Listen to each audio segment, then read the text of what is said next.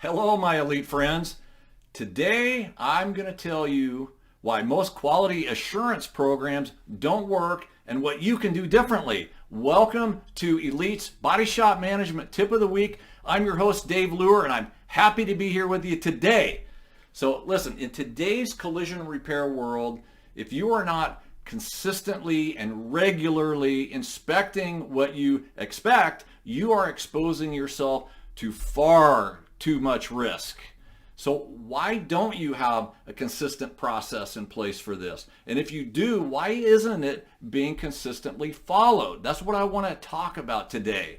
Chances are, like at many shops, your QA process is not fully understood, or if it is, the people that work for you just don't take it seriously, right? Do you ever find that?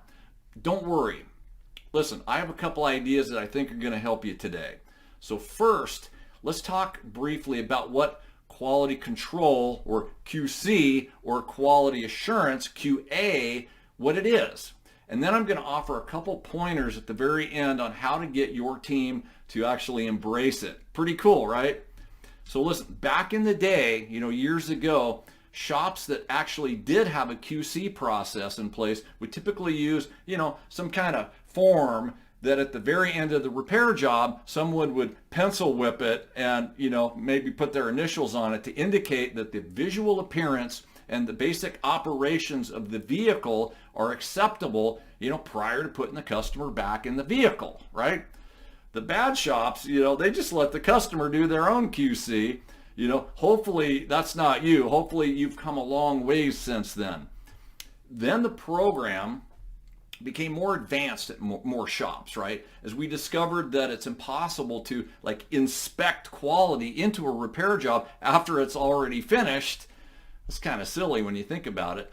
But it reminds me of stories I used to hear of the assembly lines, at the big three in Detroit, who placed a QC inspector at the end of the line and then would send the so-called finished vehicle to a re-repair center to have all the corrections made. It sounds kind of ridiculous, doesn't it? But that's, as silly as that sounds, far too many collision repairs still don't even look at a repair until it's supposedly finished.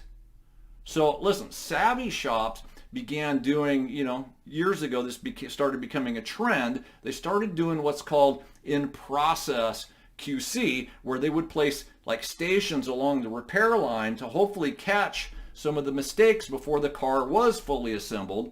And as long as the QC inspection actually took place, it could help catch and correct, damage that could have perhaps been hidden and possibly undetected later on in the repair line. So it made a lot more sense, right? So now in modern times, in more modern times, the in-process QC is better, but it is not still complete, not up to the standards that are required today, because there are too many non-physical or visual aspects of a proper repair job that nowadays need to be considered. So let me give you an example of this, right? I'm sure you're familiar with the famous John Eagle case, where the Honda Fit was, by all physical and visual aspects, repaired correctly, wasn't it? But it was not repaired correctly.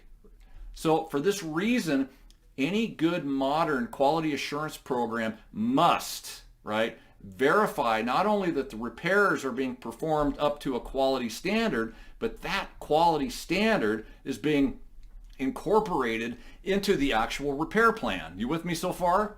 So as you can see, quality is not something you can inspect, but something that must be built right into the overall repair plan long before the car is even dispatched for the actual repair work to be taken place, right?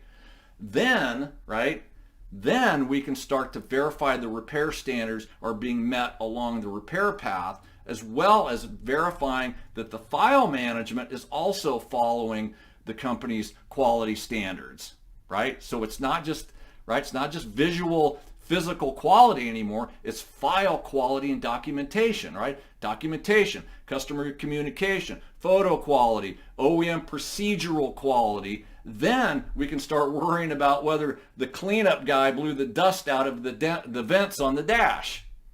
All right, enough of that rant.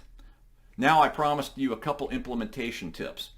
Number one, you got to get the team involved in designing your QC process, right? You got to own it. You got to make sure it's right, but you want to involve them, right? And a QC system that covers everything I just got through mentioning, because here's why. People support what they help create. If you want to get people on board, have them help in the process of creating this. Number two, y'all get what you tolerate.